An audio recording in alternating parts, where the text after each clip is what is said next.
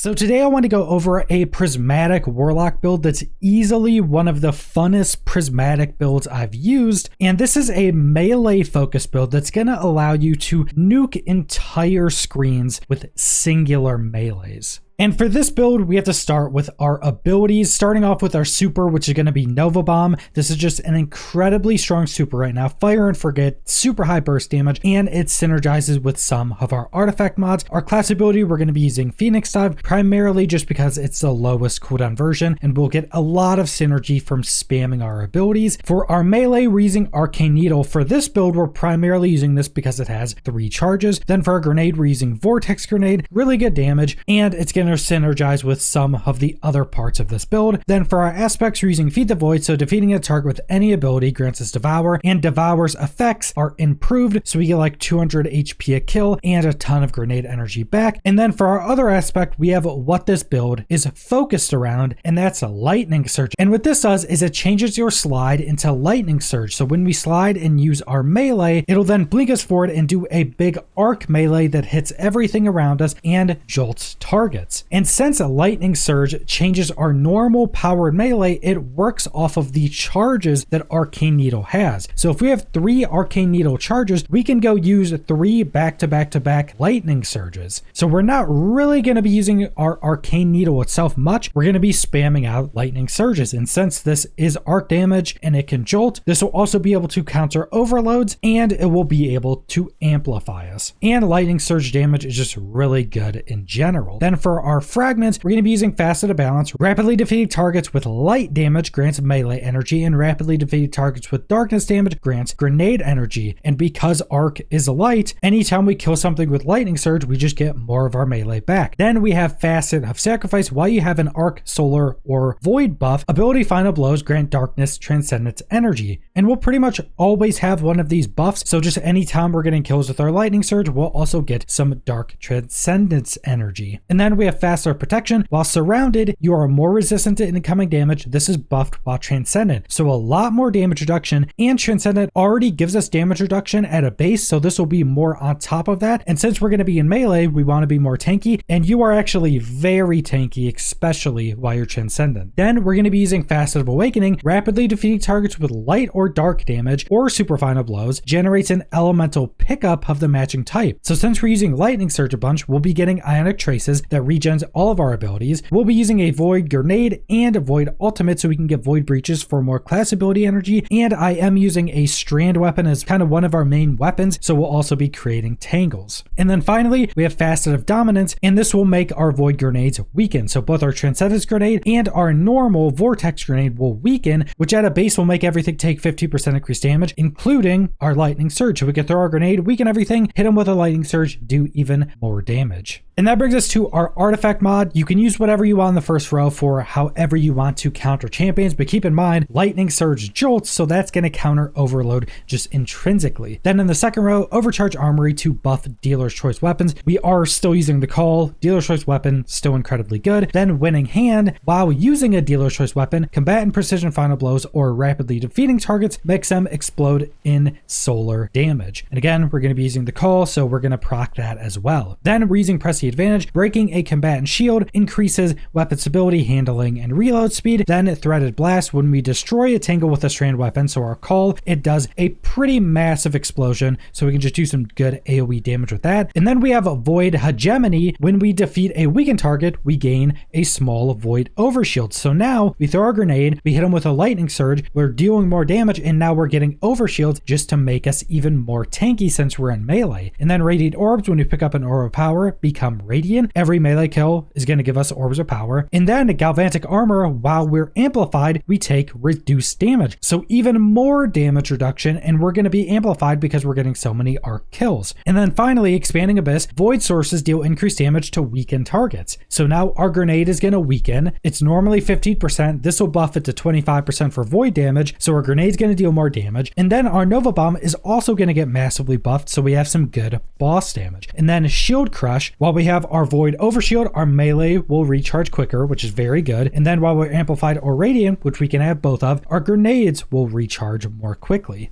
And that brings us to our armor. Now for your stats, you want 100 resilience, and then I've been going more into strength, then into discipline, then into recovery. Because even though we have 3 charges for our melee and we're going to regen a bunch of other effects, if you're not careful, you will definitely run out of melees because our melee does have a pretty long cooldown. Now for our exotic, we are using an exotic class item, and the god roll you're going to want is Spirit of Synthoceps, improved melee damage when you're surrounded, which we're in melee, so it's going to happen a lot. And Synthoceps gives you a massive damage buff for your melee. I think it's 165%, and it does work with Lightning Surge. So Lightning Surge is now just going to be dealing massive damage. Now I have seen some people thinking that Lightning Surge doesn't work with Synthoceps, but it actually does. I think the reason for this is because when you use Lightning Surge, the first damage that actually procs is the jolt effect. For some reason, the jolt effect and the jolt animation actually procs before the rest of your damage from your Lightning Surge melee. But if you're facing a tankier target when you're doing some testing, you can very easily see that the rest of the damage from Lightning Surge is buffed by Synthoceps. So it's only the jolt that isn't buffed, but all of the rest of the melee damage is, and the melee damage is absolutely ridiculous. Then mixing with that, we're using Spirit of Inmost Light. Using any ability empowers the regen of the other 2. So we're running around spamming our melee. That will give us our class ability and our grenade back quicker. Then we use those, and that will give us our melee much more quickly. So we just want to spam out our abilities to constantly be able to keep using them. But that brings us to our armor mods, starting with our helm. We're using 2 stacks of hands-on, gain bonus super energy on melee kills. This is primarily going to be a melee build, and you can actually get your super back ridiculously quickly if you're just in combat all the time. And then special ammo finder, because I am using a special ammo weapon. And then for our gauntlets, we're going to be using 2 stacks of heavy-handed. Your powered melee final blows create orbs of power. Now, the primary reason I'm using multiple stacks of this is because it reduces the internal cooldown. So if you only use one of these, you can only create an orb of power every 10 seconds. With 2, it's every 5 seconds. Now, if you want to get really crazy and you're doing some specific content, you can use 3 of these and it will create an orb of power every 1 second. So if you're in some specific content, you can spam out melees very quickly and get an orb of power every single time, but I think 2 is enough for almost everything. Then we're using momentum transfer. Causing damage with a grenade reduces your melee, and this is primarily because we have Devour, so we get our grenade back super quickly anyway. We just want to make sure we always have the melees up. And then for our chest armor, you're just going to be using 3 damage reductions, whatever you want depending on what content you're doing. I am using a melee damage reduction because we're obviously going to be in melee, so we want damage reduction specifically for melee, and I think that's going to help you stay alive quite a bit longer. And then for our leg armor, we're using 2 stacks of Absolution, reduces all ability cooldowns when you pick up an orb of power, and then 1 Invigoration reduces your melee cooldown each time you pick up an orb of power. And again, pretty much any time we go kill a pack with our melee, we're going to be creating orbs of power. And then finally, on our class item, we're using 2 stacks of Distribution, reduces all ability cooldowns when you use your class ability in your targets, just to get all of our abilities back more quickly. And then Outreach reduces your melee when using your class ability. So again, just focusing on making sure we always have our melee up and getting our other abilities back quicker so we can stack up Inmost Light even more. But that brings us to our weapons, and you'll actually have a good amount of options for this build because we intrinsically have Jolt, which will counter Overload. We just use our melee on anything and it will jolt them, which is super nice. But I'm using the Call. It's a sidearm, so we can have counters to Unstoppable easily, and the Call is just ridiculously strong, and we do need a dark weapon so we can actually fill up our darkness meter pretty quickly because using Lightning Surge obviously jolts targets. And if you didn't know, one of the best ways to fill up your Transcendence meters is to actually apply effects to targets, because you get 2% of your Transcendence meter anytime you apply any effect to enemies, or actually any buff to yourself as well. So we run out, we jolt targets, and that'll just give us a bunch of Transcendence energy. And because our melee's arc damage, we're just getting tons of Transcendence for our light meter very quickly. So we need a dark weapon to balance that out. And then I'm just using Graviton Lance, one of the best weapons in the game right now, and it counters barrier, so it's just super good. And then for a heavy, I'm just using Edge Transit. I'm using an Envious Assassin and Explosive Light Roll. This is still just one of the best boss DPS weapons, and because this is a melee build, you can't really use the melee on every boss, so we want some options to do really high boss damage outside of our melee, and Edge Transit and Nova Bomb definitely has that covered. We're also going to be dealing increased damage to targets because we have the buffed up weaken from our artifact mod, so 25% increased damage to Edge Transit as well. But that's the entirety of this build, and like I said, this is easily one of the funnest builds I've used in Transcended so far. Legitimately, you're just running around, sliding, using your melee, and it's destroying entire screens. Now, you do have to be careful using this in higher end content like GM Nightfalls because you are in melee, even though we have a lot of damage reduction, and GM Nightfalls can kill you very quickly. So you do have to learn how to use this if you're using it in high tier content. But when you're doing low end or mid tier content, something like Onslaught or seasonal activities, or especially anything with really high density, this thing just absolutely carries and it's incredibly fun. But that's all I want to go over. So thanks for watching.